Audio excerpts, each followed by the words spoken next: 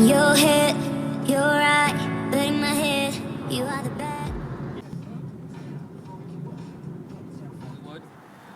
That actually has addresses from a lot of the places that you can actually see if you want to. So definitely look that up, Walt's Hollywood. Anyway, Kingswell Avenue, that's where they did the Alice comedy starring a live-action girl against an animated background, fairly innovative at that time, and it was a success. So they were able to expand the business, and they moved 1.5 miles from there to the Silver Lake area in LA on Hyperion Avenue, which we of course call the Hyperion lot because we always use our street names for everything, right? So the Hyperion lot in 26, a lot of things happened there. So they finished the Alice comedies in 1927. All right, this is a hardball. What character was born in 1927? Oswald? Oh gosh, you're on it. 1927, Oswald the Lucky Rabbit was born. 1928, Steamboat Willie. All right, here's another question for you. Let's see. You guys are good. What was the first Mickey Mouse cartoon made? Not the one first released. What was the first? Steamboat Willie's first one. Watch. That's a good plane. He's from Italy. Give him so a break. Give him a few minutes. You know what? Crazy plane. Just I'm say going to it give in it to you. Italian. Plain Say it in Crazy Italian. was the first Mickey Mouse cartoon actually made. And then Galloping Gaucho, Walt tried to sell those, and no one was selling. And then he saw the jazz singer starring Al Jolson and was like, let's do the sound thing. And what's important about this is the Steamboat Willie in 1928 was the first synchronized sound cartoon. Was there sound in cartoons before then? Yes, they just added music to existing shorts. This is the first time a story was made for sound specifically, first synchronized sound cartoon. And that's where Walt and the architect Cam Weber, who was a German industrial engineer, and the construction workers went through all the plans as they were building the original buildings here on the lot. The style of architecture was called streamlined moderne, kind of a post-Art Deco style. So as they were designing it, one of the big things for Walt in the building of this lot, function, function, function. If it didn't have a purpose, he didn't have a use for it. So as we walk through, you're going to see how that's illustrated, like he was really thoughtful about how things were done. Then, this is actually kind of cool that we're here because when you see those old pictures of the entrance of the Walt Disney Studios, it was right here, okay? None of this was here. So if you watch like the Reluctant Dragon from 1941, the gate was a little bit over here, and that's where they drove in at the start of that movie. This is where security was. Excuse me. Then it became casting, and this is where we cast for our voices for our movies and shorts.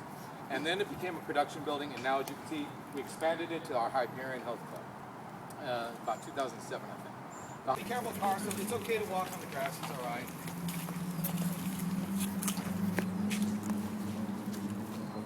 So this topiary is from Florida. It was groomed in Florida, brought over here for Mickey's 60th anniversary in 1988. For a blink of an eye, Michael Eisner wanted to have, who was our CEO at the time, wanted to have topiaries all the way down, right? So Pluto and Goofy, which would have been great. But if you look closely, this has its own sprinkler system, and just the maintenance of this particular topiary, high maintenance. That's fine. We don't need any more than this. So that's the idea. It also has our what we call Ta-da Mickey, because it looks like he's saying ta-da. That's also the Ta-da Mickey on our official company flag. This is the only place you can see the official company flag. And that Ta-da Mickey was the official version of the company until we've gone to this walking Mickey. Because of course, as a company, we're going places, right? Moving forward. You guys are great. You guys get to hang out. Awesome, thank you. These two flagpoles are from the 1960 Squaw Valley Winter Olympics, where Walt was master of pageantry. Basically what that means is Walt and the Imagineers. Watch out, there's a car right over there, so if you guys can this. One of the reasons for that is Walt wanted to make sure there were places for his animators, his artists to come outside, lean against the tree and draw. You know, there are pictures of them like resting their eyes. I'm sure they're thinking of new ideas and things, right? So, you guys are good. But that's why. So we call this the commons area. This is common to all of our employees, right? The gym, the commissary, the store, all that stuff. The store is also from the Hyperion lot. And that store used to be the art school when it was at Hyperion, and they actually nicknamed it the school when it first moved here. Then it was for personnel when it was here, basically HR. So to this day, some people still call that the personnel building. This, of course, is our commissary, and this opened with the rest of the lot in 1940. Tell you what, why don't we move to some shade?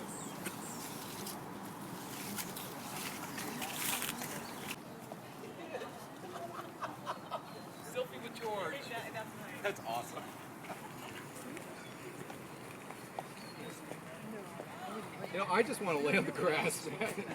It's one of those kind of days. It'd just be nice to kind of. All right. How many of you have seen Saving Mr. Banks? Good. This should look familiar. This is where the cars stop. Emmett Thompson Hasfield, Travers meets Don DeGrady, the writer, and the Sherman brothers right in front of stage A. That's what this shot. So much of that, all the exterior shots of the studio lot were shot here on our studio lot because most of the original, all the original buildings look pretty much exactly the same they have since 1940. So stage A actually was the orchestra stage, where we would have background music done. We call it a room within a room because we're so close to the Burbank Airport. Not only did we need sound to have a regular sound stage, but also we needed an additional buffer because of the planes, right? So we've done movies like Jungle Book, I think Peter Pan, Leia and Trap. We did a lot of those songs in stage A. Now it's a state-of-the-art dubbing stage, and that's what we use it for currently.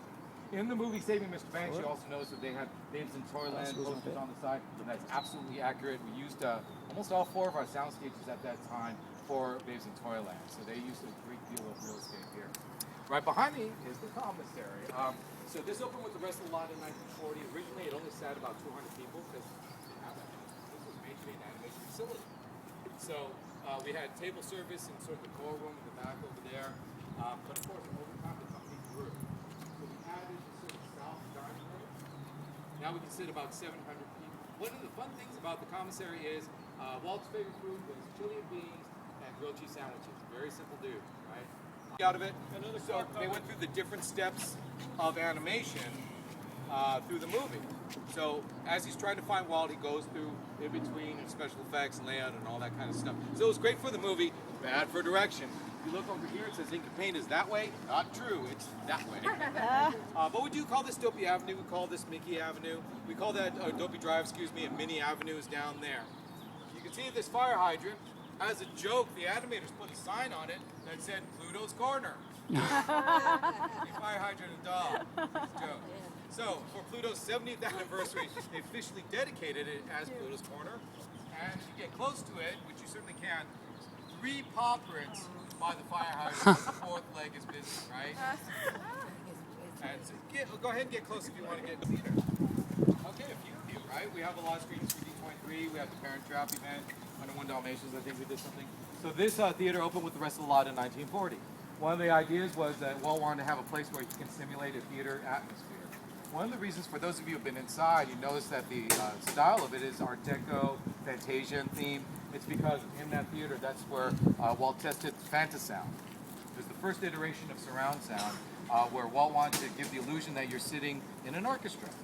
So we tested it in that theater, and that's why. We can seat about 410 folks altogether. We don't really open it too often except for D23 to the public, mainly for internal presentations. Today it's an event, so one of the perks that we get as employees, every once in a while we get a screening. So right now they get a screening of Inside Out, which is cool. Has anyone seen it yet, Inside Out? Tonight. Seeing it tonight? Cool. I'm wearing my anger socks. Anger socks. Huh? So you've seen it? Where'd you see it at? Walt understood that. The windows that face north have no awning because they get that true north light, the purest form of sunlight you can get. South side, here you have awnings that you can adjust. So if you're working on color backgrounds or anything having to do with color, you'd be sort of on the north side. You need that north light. If you're working on sketches or storyboards, you'd be on the south side. Top floor, stories, executives. Story, story, story. So important. Character development, all that stuff is on the top floor. Second floor, directors. First floor, animators. So all the 9 old men were in this building. A lot of the top animators in the field have come in and out of these doors. If you saw the documentary Waking Sleeping Beauty, anyone seen that? Yeah. Yep, I have Good. it. Awesome, awesome, awesome. Okay, if you haven't seen it, it's fascinating. You really should watch it. good. It's really about the period when Michael and Frank and Jeffrey took over the company and what happened to the animators. Not all good. They were kicked off the lot for a certain point. But you got to see who was here during that time. John Lasseter started his Disney career here. Tim Burton started his career here. In fact, there's great pictures of him. He would put like blood capsules in his teeth, and he would just for fun. He just to be weird. He'd just come over. How's it going, Tom? And just be bleeding. Dude, Well, in the beginning, when they're doing the documentary, they're starting the documentary. And he's at the sketch. No, they're starting the documentary, and out comes Mr. Miller. goes, oh, there's Mr. Miller.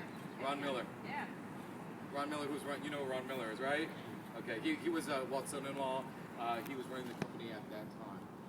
So yeah, and so Ron literally comes out the door and says hello. It's really cool little documentary. So thank you for sharing that. Another, I love the story of Tim. Like if they couldn't find Tim Burton, they'd open up this closet and he'd be standing there in the dark. So Tim, are you okay? So, just kind of funny. Let's go inside the old animation building. And I have to remind you, no pictures. You guys know this stuff, right? But no, I can't talk about it. Thank you, yes. No, that's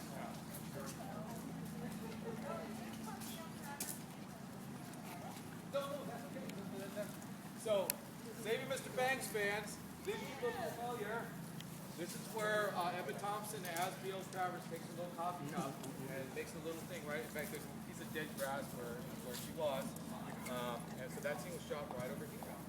The other great thing about this area, though, that I also want to show you is this third floor, that entire wing, was Walt's offices. He took up this entire wing. He had a formal and a working office. In Saving Mr. Banks, you got to see a pretty accurate depiction of his formal office. They worked very closely with the Walt Disney Archives to make sure that that was accurate. And his working office had a piano. The same piano I believe Jim is using now, where Walt would ask the Sherman Brothers to come up. I'm sure you've heard the story, right? He'd say, play for me, boys, and they play every Friday afternoon, they play Feed Birds, and then Walt would just like look off into the distance and be in his own thoughts. But all that stuff was done on that third floor. He had a kitchenette, he had a bathroom, he was all set. Yeah, follow me.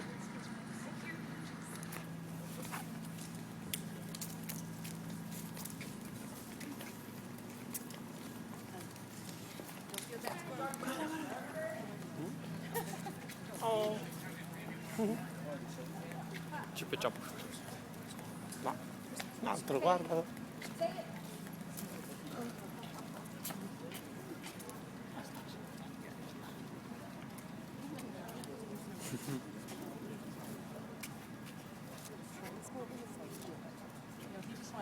So I did that just to fool him, and he's never going to be fooled again.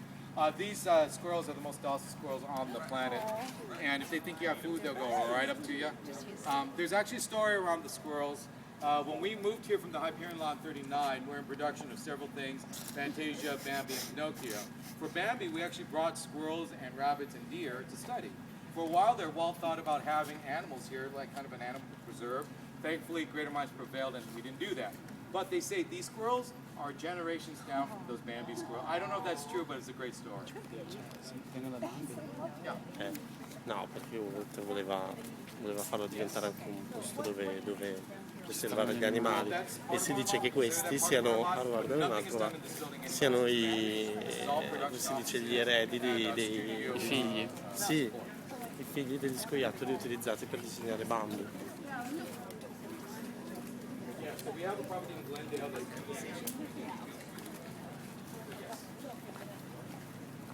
we have 3 animation houses all together, and TV's kind of separate from that. But we have Walt Disney Animation Studios here, Pixar Animation Studios in Emeraldale, and Disney Toon Studios in Glendale. And they do the direct-to-video, like planes and think about what. Okay, so I might as well point this out, what we can see of the water tower. Sorry, it's all covered up. The water tower, so I'll explain that in a second. The water tower is 135 feet in height, which makes it about 12 feet shorter than the Matterhorn attraction at Disneyland.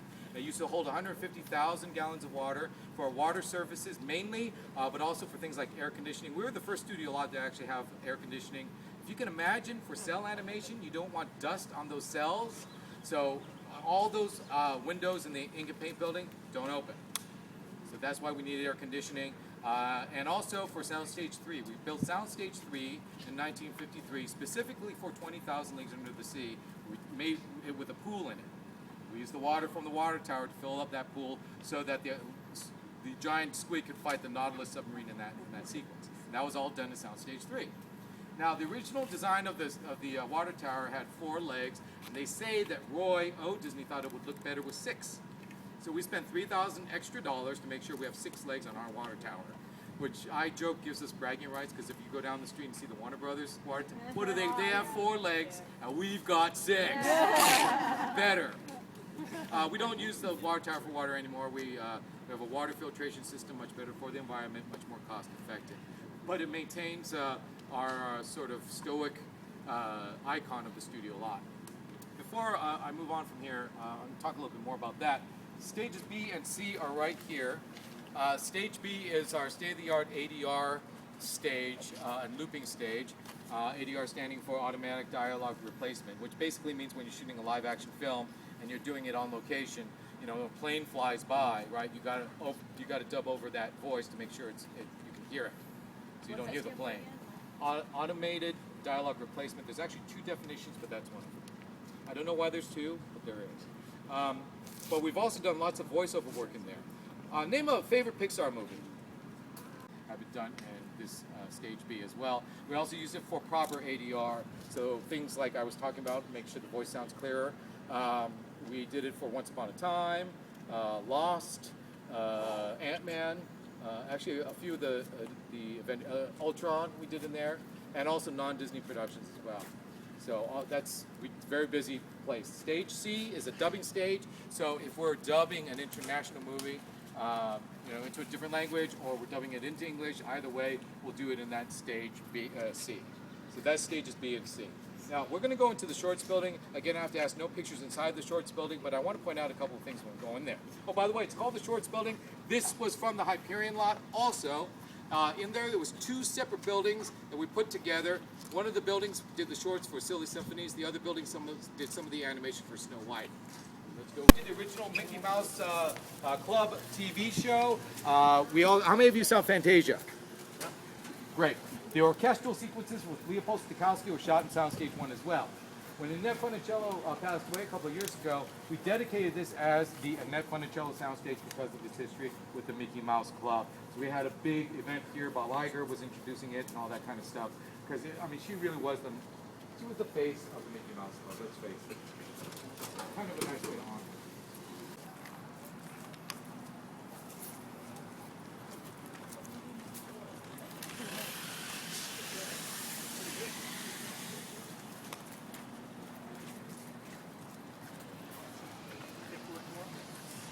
I'm off tomorrow and I'm on vacation.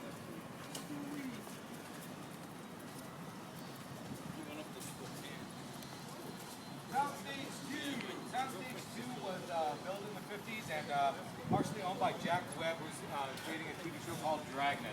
Jack was actually friends with Walt. Walt only had one soundstage, and Jack said, I'll help you finance the other one. This is one of the largest sound stages on the West Coast, and the first few seasons of Dragnet were shot in this soundstage.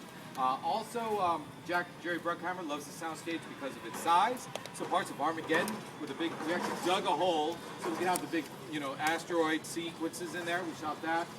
Pirates of the Caribbean 1, 2, and 3, we shot parts of that. So parts of the Black Pearl set were in here. Johnny Depp hung out around here. Just saying, just saying. Smoking, actually. National Treasures 1 and 2. And G-Force, anyone see G-Force? Yep. Yeah, we shot parts of that in here. We actually had real guinea pigs, right? Gerbils. We had actual ones before we made it. But the biggest part of this soundstage, probably the best known, is for Mary Poppins. How many of you saw Mary Poppins? Come on. Yeah. Mary Poppins is awesome. None of Mary Poppins was shot in England. None of Mary Poppins was shot outside. It was all shot inside our sound stages. Primarily Soundstage 2. Cherry Tree Lane, Soundstage 2. Steps in Time was done in Soundstage 2. Part of Jolly Holiday was shot in Soundstage 2. So for that, we also shot parts of Princess Diaries. We rededicated this as the Julie Andrews Soundstage, so that's why the plaque is there.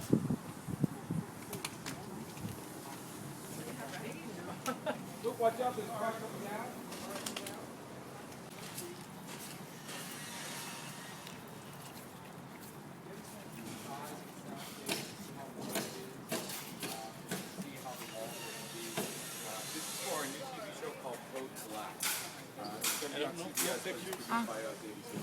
In generale, non sono mai.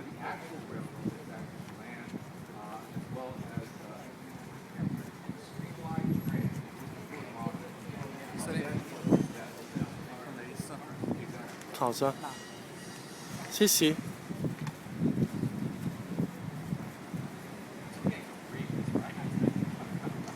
Okay, earlier like this. Mantle, it was all stars and moons and things. Like one of those was actually a door so he could blow the smoke out through the hat. Good story, right? That's what they told me, and they've been telling that story for the last 20 years. Wrong. As they've gone through all this reconstruction of the building, which they're doing right now, they didn't find it anywhere. And they told me, I'm like, oh, you gotta be kidding, it's such a good story. But it's not true. But that is going to be the new entrance. Right now it's locked down. They completely emptied it out and to make an area so that they can have more collaboration, more opportunities for the animators to work together. Now, does anyone know, you guys know your stuff, what was originally going to be across the street? Disneyland, every fist bump dude! Yeah, all right, it was going to be called Mickey Mouse Park. If you look online and look up Mickey Mouse Park, you can see the original design. Railroad, a few attractions, a little castle, a couple of things. You can see the beginnings of what became Disneyland, right? Right across the street, mainly because people kept asking Walt, hey, how can I come to the studio lot? Or even a place for his employees and friends and family can go to, right? He presented it to Burbank, presented 3 different designs. They hated it. You're going to build a carnival in Burbank? No. Like massive traffic. So they never ended up doing that. And of course, Walt's ideas grew a couple of hundred acres and they moved the whole thing down to Anaheim. But it could have been right there. Interesting, right? All right.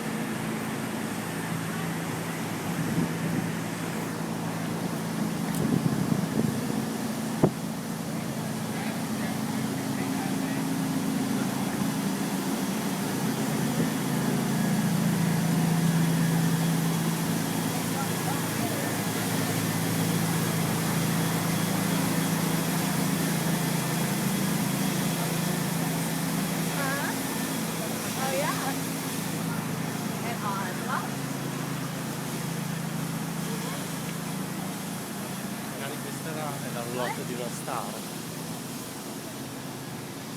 Sono, dedicato. Sicuramente. Sarà Michel Guerra.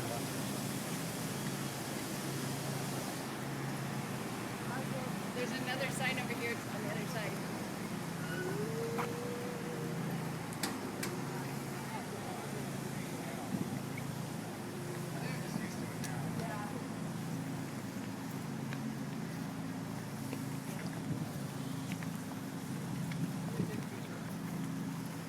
Sì, è lì. People like say pictures of the all time. I'm like, is there somebody over there? There's also the music thing, right? This is soundstage at 6 and 7 right behind you. It was built for situation comedies, actually. In here we could go everywhere from pre-production to post-production in just one facility. When it first opened in the 90s, we did My Wife and Kids and 8 Simple Rules. And this is where the Muppet Show is going to be. We did Brothers and Sisters in there. And a lot of other TV shows have been done in this building. And like I said, right now we're starting to build the set for the new Muppet Show. Pretty cool. So welcome to the archives. I actually founded the archives back in 1970.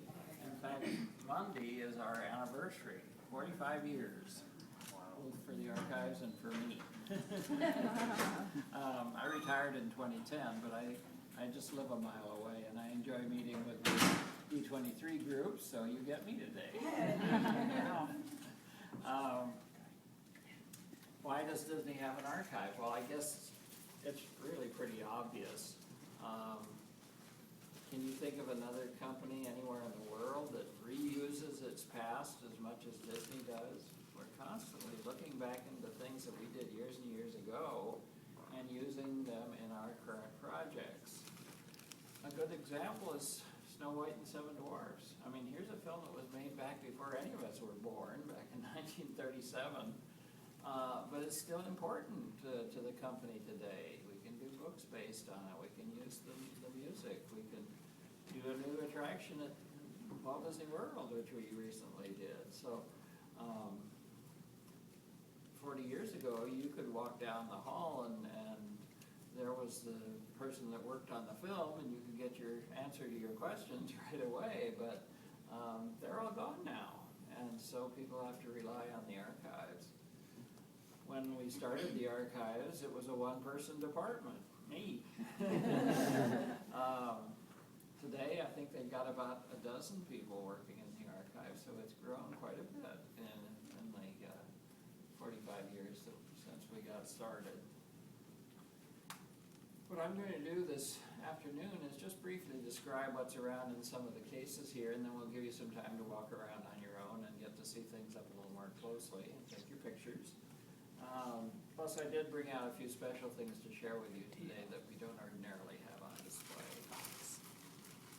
So when you came in, you probably noticed the reproduction of an animator's office. That's what one would have looked like around 1940 when we moved here to this studio in Burbank. One of the more important pieces is the chair that's over there by the window. It's actually designed by Kim Weber, who was the architect for the studio, and it was known as his airline chair. I don't know why I got that name, because I'm sure they don't use it in airplanes, but maybe it's the style that looked like an aircraft or something. But Walt used them in some of the offices and also in some of the small screening rooms here at the studio. We still get a call every once in a while from a museum that's doing an exhibit on California furniture design, and they want to borrow one of the airline chairs. The first tall case over there has samples of some of our merchandise, early merchandise. The second shelf is the earliest stuff, with mostly 1930s, including the very first version of the Mickey Mouse watch in the red box there in the front. It dates back to 1933, so they've been around for a long time. Besides Disneyland celebrating its... You're tired of me being my voice, but thank you guys for being such great sports. But how are we doing? Doing okay? All right? Yeah. Good. We're about to go to the Frank G. Wells building, and this was named after Frank Wells, who was our COO and president. Michael Eisner in 1984 was our CEO, so them as a team really saved this company, because in the 70s, not so much. We were having some troubles. So they saved the company. We're the #1 studio for about 4 years running. Frank died in a helicopter accident in 1994, so we dedicated this building to him. This plaque is pretty cool. It has this great quote from Lincoln, but I want to talk about this real quickly because it says, "Humility is the final achievement." The story goes that after he passed away in his wallet, they found this fortune cookie fortune. Humility is the final achievement. Anyone I ever talked to who met Frank, they said that he really did fall. This was his philosophy of life, and it says a lot about him. So I think it's kind of. Let's go inside.